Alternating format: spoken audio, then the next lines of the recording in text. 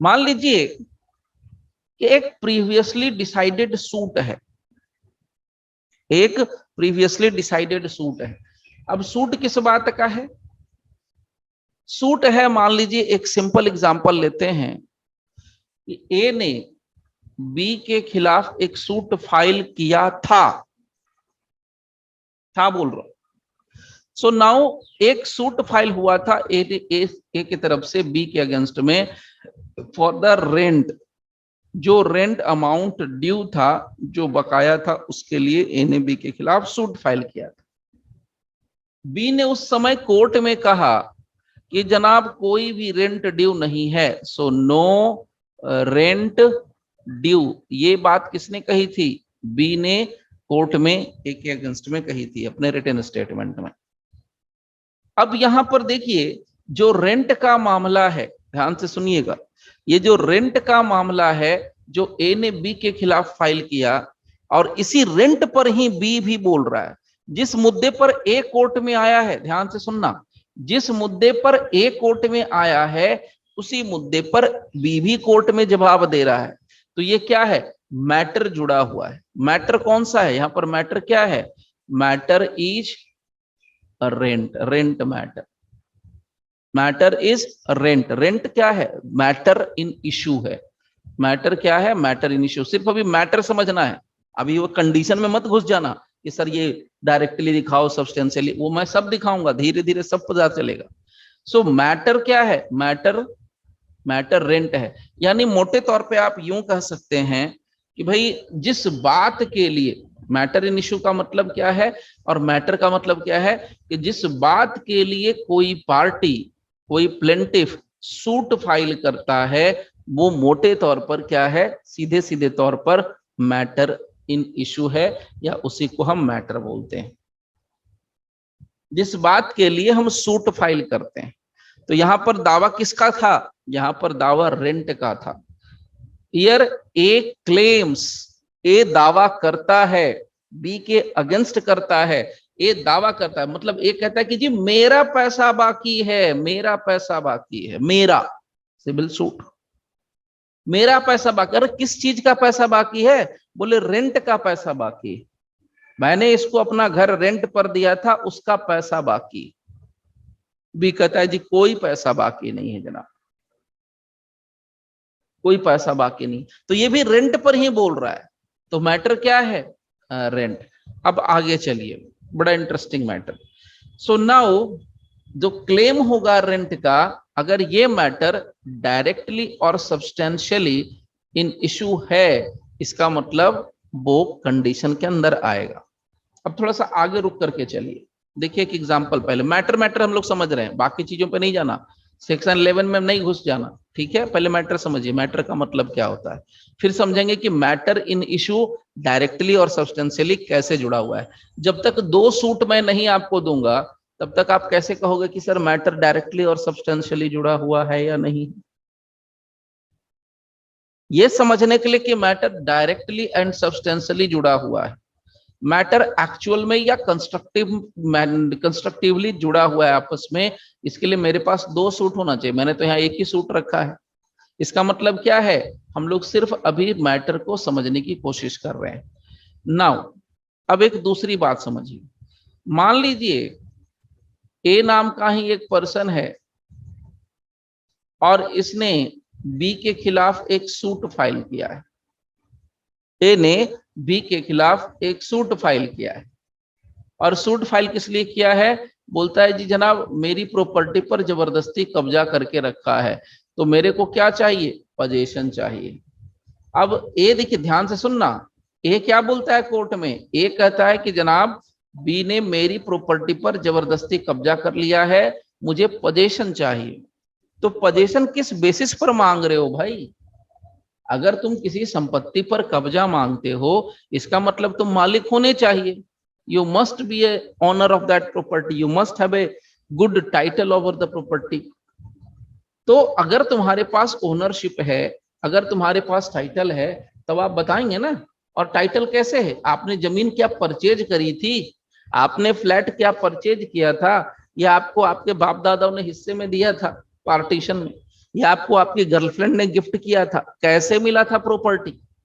तो यहां पर है कि पोजेशन जिस प्रॉपर्टी का दावा कर रहा है वो सेल डीड के बेस पर कर रहा है, यानी जिस प्रॉपर्टी उसने सेल परचेज में खरीदी थी, सो खरीद की वजह से, यानी मैंने किसी ने सेल किया, इसने खरीदा, तो सेल डीड के आधार पर ये पोजेशन का दावा कर रहा है। नाउ अब ये रिटन स्टेटमेंट बी है जो फाइल करता है ए के अगेंस्ट में, एक रिटन स्टेटमेंट फाइल करेगा। अब रिटन स्टेटमेंट में बी ने ए के खिलाफ मैटर लिखा, अपना रिप्लाई दिया और कहता है कि जनाब ये जिस सेल डीड की बात कर रहे हैं ये सेल डीड पूरे तौर पे फर्जी है, सेल डीड फिक्सिशियस है। सो FICITITIOUS फिक्सिशियस है। सेल डीड क्या है? फिक्सिशियस है, फर्जी। तो अगर बी कह रहा है कि सेल डीड फर्जी है तो बर्डन ऑफ प्रूफ किसके ऊपर है? बी के ऊपर है, इस बात को साबित करने का कि भैया सेल डीड फर्जी है। सो बी ने पूरी एड़ी चोटी एक कर दी, टॉप टू बॉटम पूरा मेहनत कर दिया, और बी ने कोर्ट में बियॉन्ड रीजनेबल डाउट ये साबित कर दिया कि जनाब जो सेल डीड है वो फर्जी है। बी ने ये प्रूव कर दिया, be proved before the court, before the court. तो बी ने कोर्ट के सामने ये साबित कर दिया कि जो सेल डीड है वो फिक्सिशियस है, वो फिक्सिशियस है। FICITITIOUS फिक्सिशियस है। यहाँ आई नहीं होगा, गड़बड़ है, FICTI होगा। ठीक है, स्पेलिंग गलत नहीं करनी चाहिए, FIC ठीक है। सो फिक्सिशियस, सो इसे साबित कर दिया कि फिक्सिशियस है। जब फिक्सिशियस साबित हो गया, अगर आप जज हैं तो आप कहेंगे क्या बेटा तुम तो बड़े चतुर निकले, फर्जी सेल डीड लाते हो और ऊपर से पोजीशन का हक भी जताते हो, हाउ इट इज पॉसिबल, और वे मेरे रहते हुए, हम तो अंग्रेजों के जमाने के जज हैं। So what is the point कि भाई हम तो सीधे सीधे तौर पे क्या करेंगे, यहां पर सूट हमने क्या कर दिया, डिसमिस कर दिया। सो सूट डिसमिस्ड, इसका मतलब क्या हो गया, अब ए कुछ नहीं कर सकता, ए का मामला खत्म। ये एक सूट था जो डिसाइड हो गया, ये एक सूट था जो डिसाइड हो गया इन द ईयर ऑफ 2020, 2020 में, चलिए 2019 में बोल देते हैं भाई, 2019 में ये सूट डिसाइड हो गया बी के फेवर, ए का सूट डिसमिस। अब ए ने क्या किया, ए ने फिर से एक हिम्मत जुटाई और ए ने फिर से एक सूट फाइल किया, अगेन सेम प्रॉपर्टी पर किया लेकिन किसी दूसरी प्रॉपर्टी पर। So A filed a suit,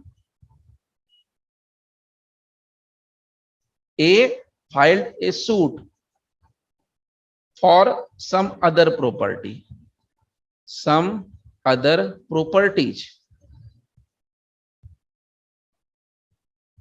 लेकिन कहां से किया, उसी सेल डीड को पकड़ करके किया, उसी सेल डीड को पकड़ करके उसने एक सूट फाइल किया, किसी XYZ के सामने किया होगा।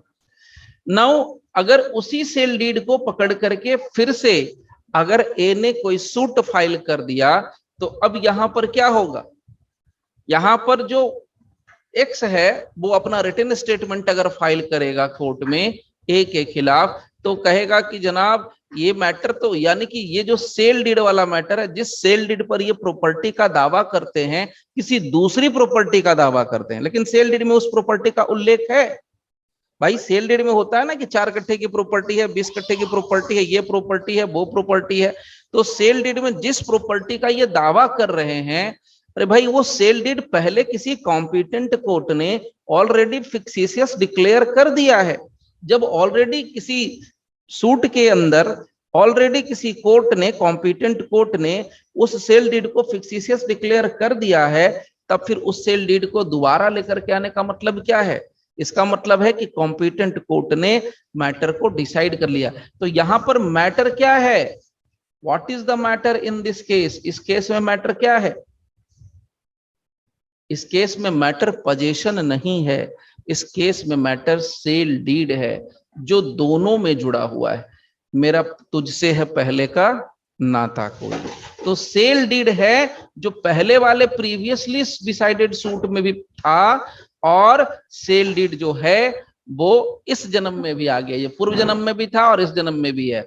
सबसिक्वेंट सूट, ये अंग्रेजी मानते हैं, इसका मतलब पुनर्जन्म की कहानी। सबसिक्वेंट सूट, सो सबसिक्वेंट सूट में भी था, सॉरी प्रीवियस सूट में भी था और सबसिक्वेंट सूट में भी है। यानी आपको क्या ढूंढना है, जब कभी आप कोई क्वेश्चन पढ़ें, आप रिस जुडिकेटा को फाइंड आउट करें, तो उस चीज को फाइंड आउट करें जो पहले भी था और आज भी है और शायद कल भी रहेगा, उस चीज को फाइंड आउट कीजिए। जब सेल डीड है तो सेल डीड पहले भी था और आज भी है, और हो सकता है ये कमबख्त किसी तीसरे पार्टी को शिकार बनाए, हो सकता है कि तीसरा पार्टी को शिकार बना ले किसी कोर्ट के अंदर, दिस इज द पॉइंट, ये भी पॉसिबल हो सकता है। तो आपको क्या याद रखना है, मैटर, वो मैटर जो पहले भी था और अब भी है, तो उसी को टेक्निकली लिख दिया जाता है बेयर एक्ट के अंदर, बेयर एक्ट की लैंग्वेज में, in the previously decided suit the matter in issue directly and substantial. यहां पर क्या है, डायरेक्टली है, यहां पर क्या है, सेल डीड डायरेक्टली अटैच्ड है, एकदम सिंपल लैंग्वेज में सेल डीड क्या है, डायरेक्टली अटैच्ड है, पहले वाले केस में भी और सब्सिक्वेंट सूट में भी। तो याद रखिएगा वो गाना, ठीक है। चलिए, अब ये क्या हो गया, यहां आपको समझ में आ गया कि मैटर, मैटर क्या होता है, मैटर, इसका मतलब हम लोग अभी तक क्या समझ में आ गया, matter in issue, matter in issue, matter in issue, यानी मैटर इन इशू हमें कहां ढूंढना होता है, दो अलग अलग सूट में, दो अलग अलग सूट में।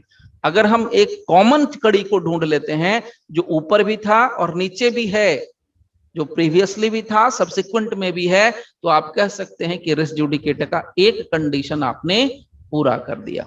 ओके, तो अब समझिए, इतने देर में आपको मैंने डायरेक्ट एग्जांपल देके शेयर किया कि मैटर क्या होता है। इसी तरीके से और भी हम लोग एग्जांपल ले सकते हैं, लेट्स सी, एक आध एग्जांपल और छोटे मोटे ले सकते हैं।